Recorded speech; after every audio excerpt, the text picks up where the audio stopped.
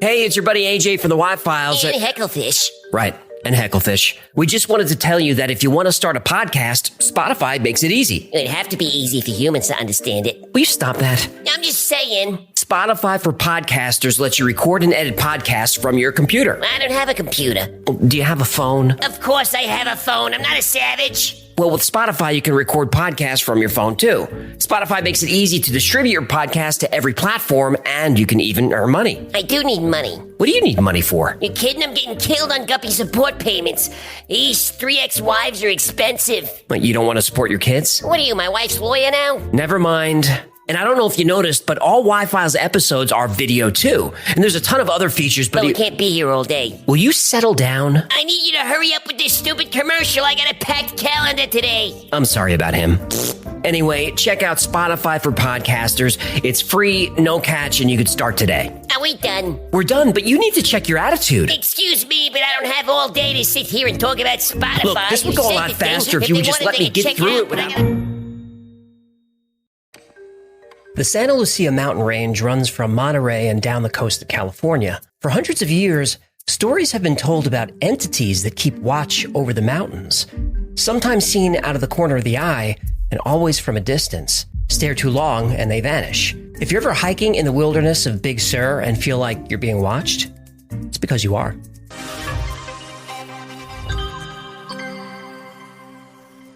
Nobody knows how long the Dark Watchers have been guarding the Santa Lucias, but stories go back to the Spanish settlers in the early 18th century. The Santa Lucia Mountains were the final obstacle before reaching the Pacific Ocean, and this was a dangerous climb and had to be done carefully. And as they slowly made their way through the mountains, the settlers reported seeing dark figures watching them, and they called them Los Vigilantes Oscuros. Oh, you're not going to jump in with a translation? It's literally the title of the episode. I know, but usually... It's time to take off the training wheel, sport. My back hurts from carrying you. Years later, American settlers reported seeing the same thing. So whether Native American tribe, Spanish settler, or casual hiker, everyone who travels the area gets an anxious feeling that they're being silently observed. It happens in the late afternoon, right before dusk. In the hills, usually when it's hazy, and you feel eyes on you from somewhere. You turn around and see a dark figure about 10 feet tall. It has long, thin legs and arms. You can't see its face, except for maybe dimly glowing eyes. Some have described them as wearing wide-brimmed hats and cloaks. And just as your eyes adjust and your brain starts to make sense of what you're seeing, the figure vanishes. According to people who have seen the Dark Watchers, they are unsettling, but don't seem to be dangerous. They spend most of their time in the shadows of the forest, but they will come out if people are close. Legend says they're entities that follow travelers through the mountains. They have excellent hearing and eyesight. And if they detect any type of technology like a phone or GPS, they won't appear. One famous person who saw the Dark Watchers was the author John Steinbeck. In his story Flight, a character sees a dark figure staring at him from on top of a hill. Abbé looked suspiciously back every minute or so, and his eyes sought the tops of the ridges ahead. Once, on a white barren spur, he saw a black figure for a moment, but he looked quickly away, for it was one of the Dark Watchers. No one knew who the Watchers were, nor where they lived, but it was better to ignore them and never to show interest in them. They did not bother one who stayed on the trail and minded his own business. The Dark Watchers were a bit of a family obsession for the Steinbecks. John Steinbeck's son Thomas wrote a book about them.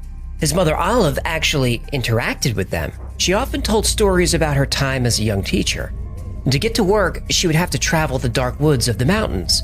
She said she saw Dark Watchers several times, and she would leave gifts of flowers and food, and would receive gifts from the Watchers on her way home. What gift would she get? They wouldn't kill her in her sleep? No, the Dark Watchers would bring her flowers too. Creepiest romance ever. There have been sightings of Dark Watchers recently, and what's spooky is the descriptions are all very similar. I'll link you to a page where you can read a bunch of them, but here are a few of my favorites. One day I was hiking the mountains where I lived near Blythe, California. As I went further on the trail, I felt like I was being watched. The hair on my arms stood up. I turned around, worried it was a mountain lion. At the top of the mountain, I saw a hooded human figure. I couldn't see its face. The hood and cloak looked tattered and ripped. It made no sound. I turned around and went back the way I came. I never went back to that area of the mountain range again. Dan, Phoenix, Arizona. One day a friend and I were coming back from Los Angeles. We passed the San Luis Obispo Reservoir and saw something at the end of the mountain. It was a really big human figure, but it wasn't. It had a black cape like the Grim Reaper and holding a staff. It was in the daytime, so I knew it wasn't a person. These Dark Watchers are real. Elizabeth, San Mateo, California. So what are the Dark Watchers? Well, nobody knows for sure, but there are a couple of theories. The first one is that it's a simple case of pareidolia. Pareidolia is the human tendency to perceive a specific image in a random visual pattern. Some cases of pareidolia can be pretty compelling. I mean, look at this. Well, now that will haunt me in my dreams. Or the bacon murder clown. Yeah, you got any funny ones? These are awful. A pigeon poops a self-portrait. That's more like it. The woman who looks like a Muppet. Or these peppers, which are apparently dying to get out. Once your brain makes the connection between that random image and a real-life object, you can't not see it. The Dark Watchers could be long shadows caused by trees that, because of pareidolia, people perceive as tall figures. Maybe this is the reason they're only seen at dawn or dusk. This is when shadows are the longest. What people perceive as a Grim Reaper's staff is just a branch, and the hats are just the tops of trees. But that doesn't explain the pictures of the Dark Watchers. Well, we got pictures. There's a phenomenon called the Brocken Spectre. It's named after the Brocken Peak in the Harz Mountains of Germany. And for hundreds of years, locals have reported seeing shadowy figures on the Brocken Peak. But what this actually is the shadow of a hiker or a mountain climber. What happens is, when the sun is directly behind the subject, a shadow is cast on the mountain mist below. The specters are often surrounded by a rainbow halo. This rainbow effect is called a glory, and is caused by sunlight refracting off water droplets in the mist. And you can sometimes see this effect when you fly. If the conditions are right, you'll see the shadow of the plane surrounded by a glory. On the mountain, when the sun is low in the sky like dawn or dusk, the shadow can look huge. So could this be the Dark Watchers that people are seeing in the mountains, their own shadows? Nope. I don't know. The glories are pretty spectacular. You'd think that would have worked its way into the story. And a Brocken Spectre will stay there until the conditions change.